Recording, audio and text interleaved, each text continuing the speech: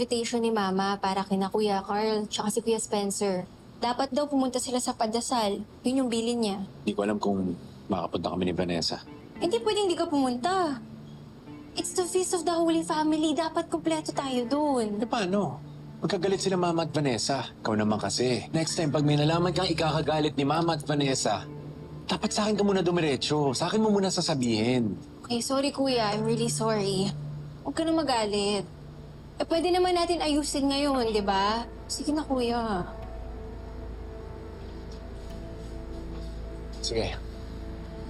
Baliw ka na mag-alala. Pakasabi ko na lang si Vanessa. Mga nagtatampo pa kasi ngayon eh. Ako, pati ako naiipit sa gulo nila ni Mama eh. Kuya, hindi ko rin masisisi si Ate Vanessa. Kahit ako, ma-hurt ako sa mga sinabi ni Mama eh.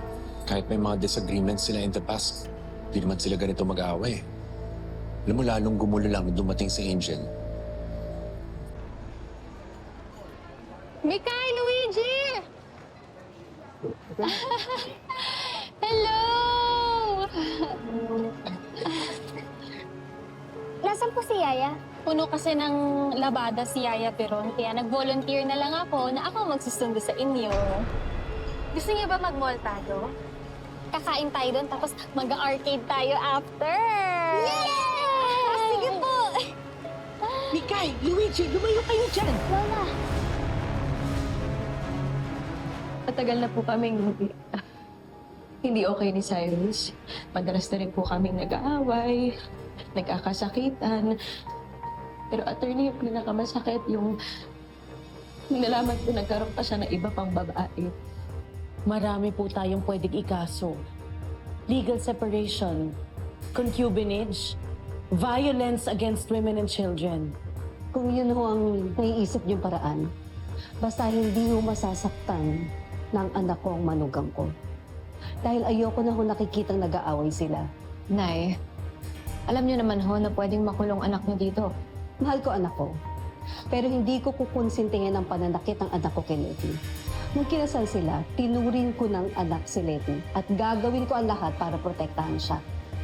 Wala kang pwedeng gawin para tanggapin kita dahil pinagtitiisan lang kita, pinagtsatsagaan kita kahit kailan. Hindi kita tatanggapin para kay Marco!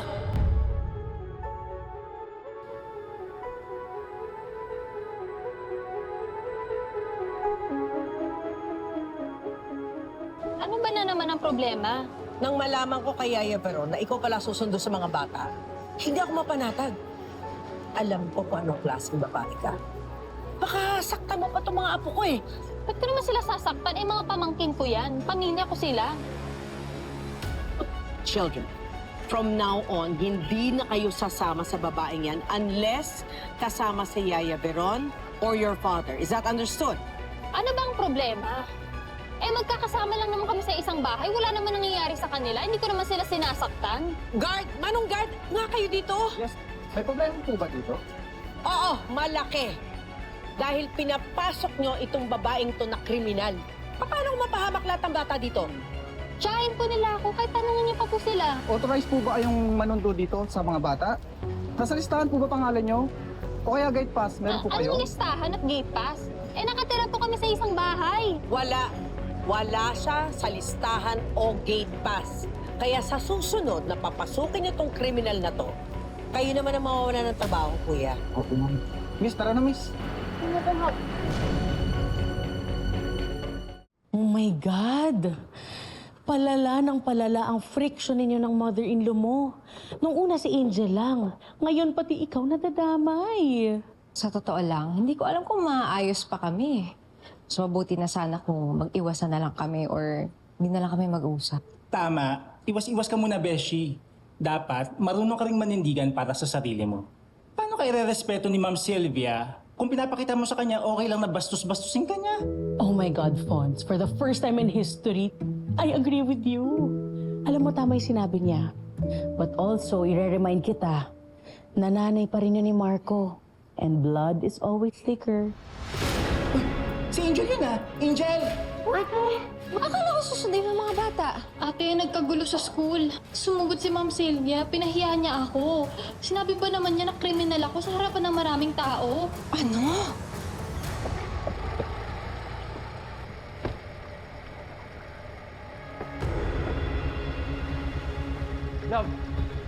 Wait. Buti na lang malapit pala ako sa bahay nung nakita ko yung text mo. Ako na lang yung susundo sa mga bata. Dito na lang kayo. Bakit? Anong bakit? Alam mo naman yung sagot. Pag nakita pa kayo ni Mama, sigurado ako mag-aaway lang kayo. Yung mama mo, yung lagi nagsisimula ng gulo. Oo nga, love. Pero andun yung mga bata sa loob. Gusto mo ba makita nila yung pag-aaway nyo?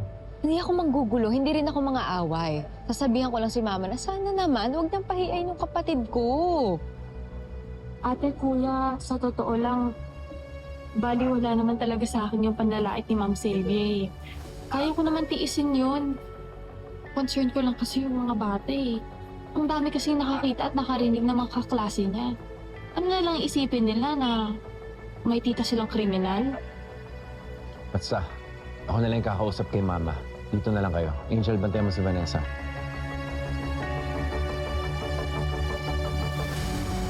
Kids, ate.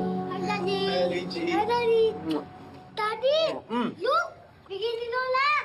Suot ko daw tomorrow sa fiesta! Wow, ganda. Bagay na bagay ito sa'yo. Sige na, kunin niyo na yung mga gamit niyo, ha? We're going home. Pakitulungan naman sila, please.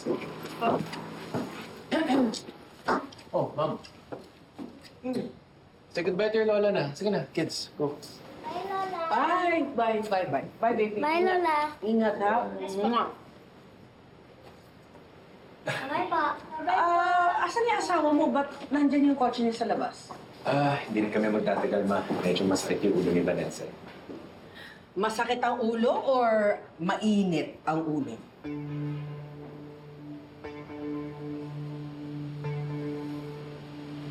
Ma, sorry pero hindi mo na dapat pinahiya si Angel. Concerned lang naman ako sa mga apo ko. If you don't care about the safety of your own children, well then I do. Halos isang buwan pa lang nakakapasok yung Angel na yan sa buhay nyo. Nasangkot na siya sa 2 events, yung pagkamatay ng boyfriend niya. Tapos ito naman kay Trixie. That is not the kind of woman I want around my grandchildren. Pero Ma, alam mo, sa mga ginagawa mong yan, lalo lang kayong gugulo ni Vanessa. Sa tingin mo, Ma, paano kayo makapunta ng fiesta nun? You have to go to that fiesta. Hahanapin ka ng mga tao, mapapahiya ako. Ma, mas nakakahiya ako mag-aaway kay ni Vanessa. Ano na po ako?